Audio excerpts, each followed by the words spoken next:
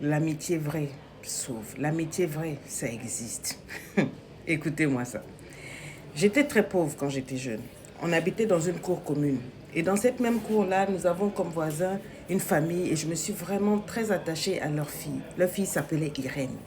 Elle était comme moi, mignonne, simple, elle m'aimait énormément. On était toutes petites, on a grandi ensemble. Je me rappelle même que elle m'aimait tellement, comme moi j'étais pauvre, il y avait un semestre où j'avais pas d'argent pour payer mes frais de scolarité. Son père s'est trompé, il lui a donné l'argent pour aller payer. Elle m'aimait tellement, quand elle a vu que je n'avais pas, elle est partie payer pour moi et puis elle est partie dire à son père qu'elle n'en avait pas, qu'elle avait perdu.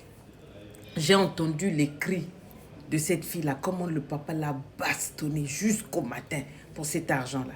Elle a fait ça pour moi. Donc pour elle, c'était plutôt ma soeur, c'était pas une amie, c'était pas une connaissance, c'est ce qu'on appelle ma bestie, ma joujou, ma soeur même. On a grandi ensemble. Dès qu'on est arrivé à l'université, qu'on a eu un peu le jonjon, on s'est mis en colocation. Toutes les deux, on a trouvé un appartement là. Elle avait sa chambre, j'avais ma chambre. Et puis bon, voilà, viva yélélé, la vie avançait.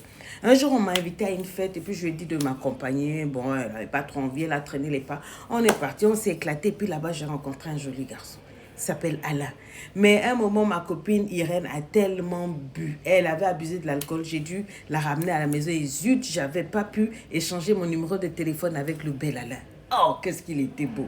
Une de ses coupes de cheveux, vous savez, le contouring masculin est parfait. Une peau sans bouton, une barbe bien rasée là, et des lèvres roses. Maman, j'avais de ces rêves. Quand je regardais les lèvres du monsieur quand on dansait, je me disais que, le bisou de ça, ce gars-là, s'il te fait bisou, tu entres au ciel net. Mais j'ai raté à cause de ma soeur Irène, je n'ai pas pu prendre le numéro. Bon, donc c'est passé, quelques mois est passé, puis après on est parti à une autre fête, et là, bim, badaboum, j'ai revu Alain. Alain a dit que cette fois-ci, là, j'étais chercher, ça, là, c'est le destin qui nous a mis ensemble. Donc, on va s'échanger, on a échangé les numéros de téléphone et tout, il m'a courtisé, séduction, invitation, dragage et tout ce que vous-même vous connaissez. Il a mis le sel, le piment, tous les ingrédients, tout ce qui fait que la sauce est bonne. Il a tout mis jusqu'à moi-même. J'étais déjà prise dès le premier jour, mais vous voyez, non, séduction féminine, je l'ai laissé marcher un tout petit peu.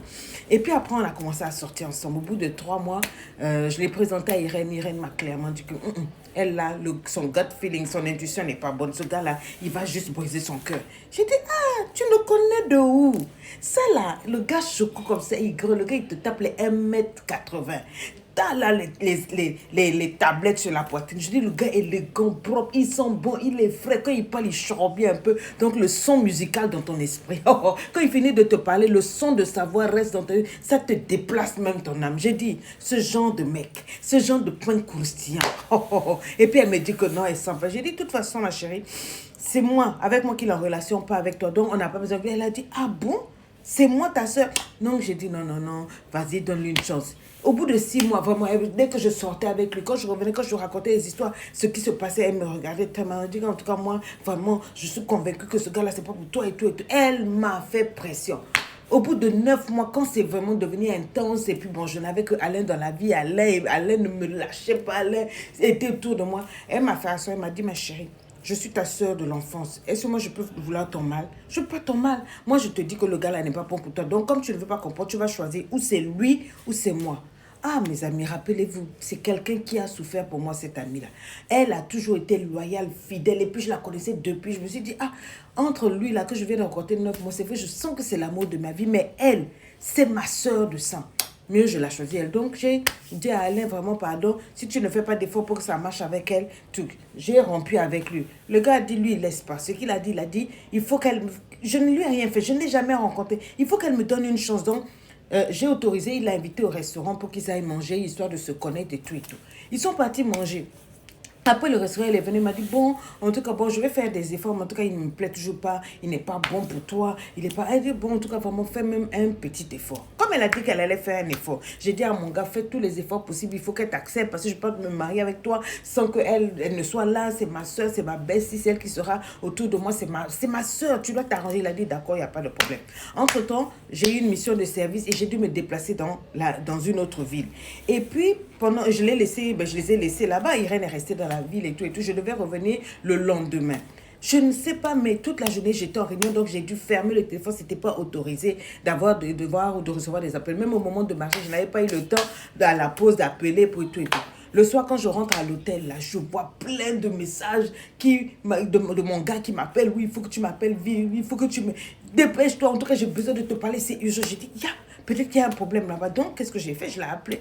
Il me dit, s'il te plaît, je veux que tu rentres maintenant. Elle dit, mais je ne peux pas rentrer là, je suis au boulot, il y a ceci, il y a cela, je suis en mission de service, qu'est-ce qui se passe? Il dit, non, quand tu n'étais pas là, en tout cas, je ne sais pas ce qui s'est passé, mais ta copine s'est pointée ici. Elle est venue, elle a dit que tu lui as dit que comme tu partais, que tu l'autorises de venir, elle va préparer. Ah, moi je lui ai demandé, est-ce que comment on appelle, ma chérie est au courant? Est-ce que, oh oui, elle m'a autorisé, elle a dit que c'est toi qui l'as autorisé, elle avait dit préparer à la maison. Mais ce que je n'ai pas compris, quand elle est venue, déjà la manière dont elle était habillée, j'étais un peu mal à l'aise de me retrouver seule avec elle. Donc, quand elle faisait des allers-retours, quand elle baissait sa jupe, on pouvait voir son slip et tout, je me suis dit que, je préfère fuir le mal de loin. Donc, je suis allée me mettre dans la chambre. Dans la chambre, là, quand elle a fini de préparer, elle est venue avec les plats dans la chambre. Elle est venue dans la nourriture, elle a déposé tout et tout. Et puis elle a dit que comme elle a beaucoup préparé, elle veut se laver les mains, si je peux permettre qu'elle rentre dans la douche. J'ai autorisé. Au moment où elle est rentrée dans la douche, elle a dit de ne pas toucher la nourriture, c'est elle qui va servir. Donc je voulais lui dire de mettre au salon. Elle a dit qu'elle a eu, quand elle est sortie avec la serviette seulement attachée dans un petit nœud ici, là. J'ai tremblé quand je l'ai vue sortir. Parce que, bref, dans le tremblement, elle aussi, elle a tremblé, elle a lâché la serviette, elle était complètement nue. Oui, je lui ai dit, ma chérie, je t'aime bien, mais tu es la meilleure amie, la sœur de ma femme. C'est pas ma femme encore, mais c'est ma femme. Je ne peux pas faire ça, s'il te plaît, je ne suis pas intéressée. Elle a dit, oh, mais il n'y a pas de problème, c'est juste un coup, on va tout qu'elle a essayé de me séduire, elle m'a touché par-ci, m'a touché par-là. En tout cas, quand j'ai vu qu'elle insistait, je l'ai poussée, puis j'ai pris la chambre, je suis partie. Donc vraiment, je voulais te dire, voilà ce qui s'est passé, ta copine là, tout et tout.